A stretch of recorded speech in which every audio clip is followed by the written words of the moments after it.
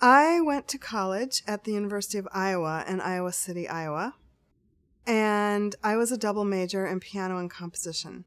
And then halfway through my junior year, for a large variety of reasons, I transferred schools to the University of Colorado,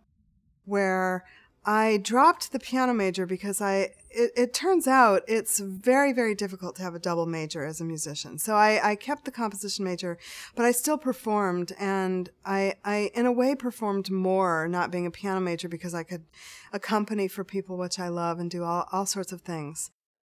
Then I decided I wanted to go to graduate school, and I decided I wanted to live in the East Coast because I imagined that New York and Boston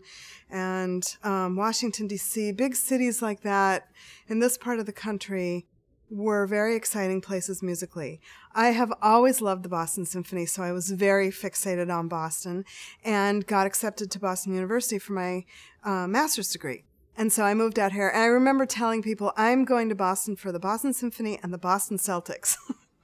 I have since also become a Red Sox fan, so I guess I'm as Bostonian as anyone now. But I came to BU for my master's degree, and when I finished my master's degree, I didn't feel ready to go out and try to get more commissions or get a teaching job. Also, BU was hiring a composer that I really wanted to study with, so I decided to stay on and get my doctorate at BU, which was probably the best thing I've ever done educationally, because in the course of getting my doctorate, I had to study music history in a very in-depth way that I wouldn't have had to otherwise. I used the things that I learned and studied in the course of getting my doctorate. I use those things every day in my teaching and every day in my composing and playing. The teacher I studied with, Bernard Rands, he was probably the greatest teacher I ever had, not because he taught me anything technical, but because he gave me support and encouragement and loved what I was doing and basically opened up my life for me, gave me permission to be me in a way, which I think is a very valuable thing that teachers forget they need to do.